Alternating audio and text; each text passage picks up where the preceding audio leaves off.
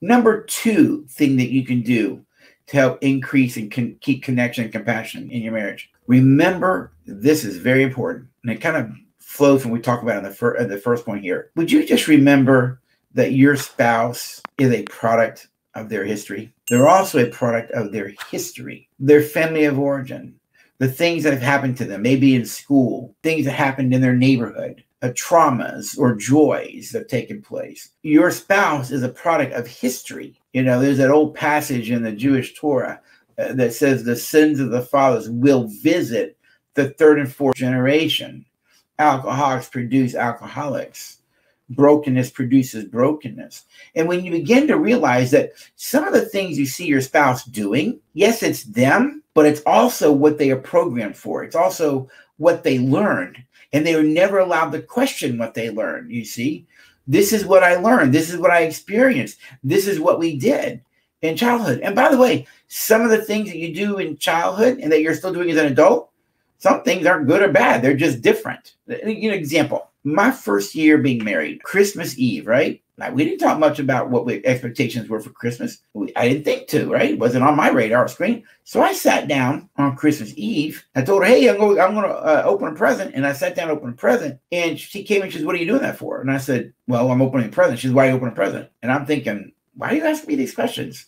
See, where I came from, by the time I left home, we were opening presents on Christmas Eve. You sleep in on Christmas Day. That's something that we did. And I took what I learned from my childhood and I brought it into my marriage without ever questioning it. Well, Luella said, well, we're going to open presents on Christmas Day. I'm like, no, where I come from, we don't. And so what we actually had were a clash of expectations. A lot of times couples get in a conflict because you bumped up into some expectations y'all had not verbalized or talked about yet. Did you get that? A lot of times conflict is an indication that there's an expectation on one or both of your parts that you bumped up against that y'all not communicating yet or didn't know it was there. I like to say this way. We say this way and relate well. Your level of frustration is equal to your level of expectation. But we bring those expectations from our history, our childhood, things that we were taught. And you have to be able in marriage to come up with a ritual, if you will, a new way of doing things that work for your marriage. But your partner is a product of the history. Luella grew up heavyset.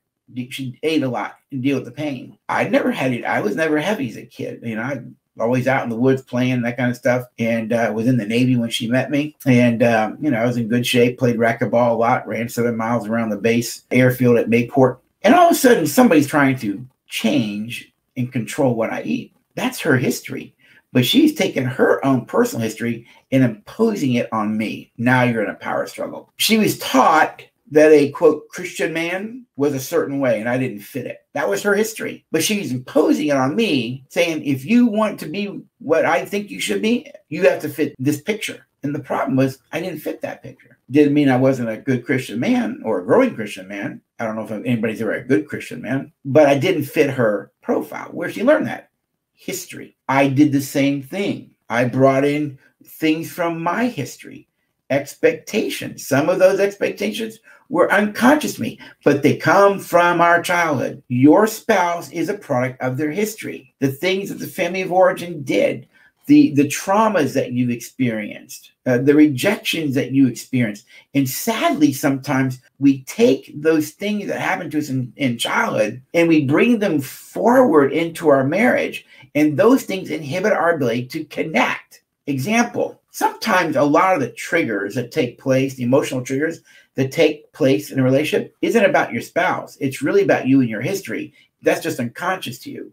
My mentor, Dr. Lori Gordon, referred to those triggers as an emotional allergy. And listen to her definition of emotional allergy. An emotional allergy is an intense reaction to something in the present, which is similar to something from my past learning or programming. It's like the limbic brain, which is the emotional brain, has no concept of time. All it does is feel. It's all it does. It feels. But the limbic brain, because it has no concept of time, when you experience something outside of you, some event, and you get triggered into an emotional allergy, that part of your brain, known as the limbic brain, doesn't know if what I'm feeling in the moment is about my wife or it's about my stepmother. You with me? It doesn't know that. It just reacts. That's history. If you let your partner be human and recognize they're a product of their history, that will allow you to step back, be a little patient with them and have some compassion and start to ask questions. When I did this, what was the message to you? What did it say to you when I did it? What did it mean to you? Get understanding of what those triggers are about. You might find out that some of those triggers really aren't about you. They're about our history. The second thing that you can do, recognize that your spouse is a product of their history. That will produce patience in you, and understanding can flow from that. Help me understand this. What was that reaction about? So this is really about this, not me. Yes. Most of us don't know that a lot of our emotional allergies, those trigger feelings we have, really aren't about our spouse. They're about our history. But when you allow yourself to let your partner be human and recognize that who they are as a human have a history, they're a product of that history as well, that'll help you have a little more compassion and patience and kindness with them so that you can start to listen better. Now, number 3 thing that you can do to keep connection and compassion in your marriage. Remember that you need to value your spouse. We talked about dignity earlier, all right, in the first point. Remember to value your spouse. I want to give you a thought. You don't have to agree with me, but I want you to consider the possibility of what I'm about to say. You know, the word love is grossly misused in culture today. Example. I love my wife. I love my children. I love the U.S. military. You can see a lot of military stuff back up there. I'm a 12-year Navy vet. I love military history. I collect things from Civil War, Revolutionary War. I collect things, right? Somewhere up there, I got a Vietnam helmet. We use the word love in culture in really unhealthy ways. I love my wife. I love my kids. I love the U.S. military. And here it is. You ready? I love mint chocolate chip ice cream. Yeah, you want to bless me. Mint chocolate chip ice cream, Bluebell, or the equivalent. Now, you might be thinking, so Rick, you love your wife, you love your kids, the U.S. military, and mint chocolate chip ice cream? And I'd say, yeah, I love all of them. But do you hear the misuse of the word love? It is a misuse of that word. What if I changed the word love to this word? What difference would it make in how you chose to live your life and treat people? Are you ready? You know, there are Bible passages that says, you know, for God so loved the world, love your neighbor, love your enemy, love one another. What if I changed the word love to this word? What difference would it make in how you chose to live your life? Are you ready? For God so loved the world that he value your neighbor, value your enemy. I think I said that one wrong. For God so valued the world that he gave, value your enemy, value one another, value your neighbor. You see, here's one thing that I've learned. The word love and value can be used interchangeably, because if you treat someone on a regular basis in a way that, that devalues them, if you treat someone on a regular basis in a way that devalues them, could they then not argue that you don't love them? Of course they could, because love never devalues the object of love. It doesn't. And when you treat someone regularly in a way that devalues them, you put them down, you invalidate them, you're constantly criticizing them, you show contempt for them, you're passively aggressive towards them, you treat them like an object. If you do that regularly, that person is going to figure out you don't value me. And they would have a right to believe that. And when a person believes that you don't value them,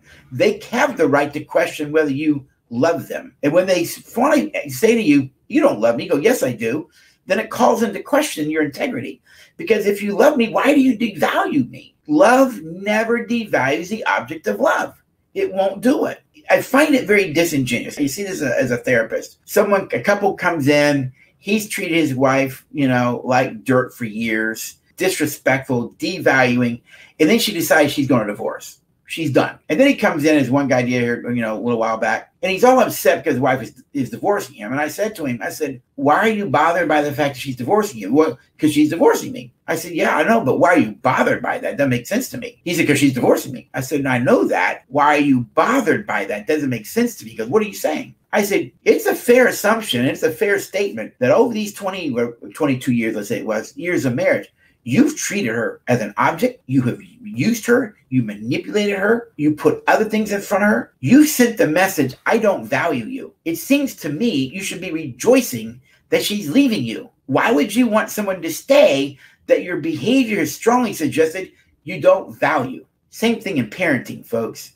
You treat your kids in a way where they feel devalued, saying you love them won't have a lot of meaning, because love never devalues the object of love. And when you start to devalue your spouse, you really shouldn't complain about what you get, because once a person figures out you don't value me, they may walk out of your life. And I always argue, a lot of people are earning their divorces today. Not that I'm pro-divorce, because I'm not, but I'm smart enough to know some people earn it. Why? Never, ever, ever devalue your spouse. So what do? Have empathy for them. Have compassion for them. They have value. They have worth. You married them because you love them. Why would you love someone, all it took to win them over, only to treat them like dirt later? That doesn't make sense to me. You see this a lot in business, right? You turn in your resume and they hire you because of all these great things on your resume. And then after you start working for that company for a while, all they do is point out all your faults. I'm like, wait a minute. Does that person have any strengths left? I mean, because you hired them from the resume.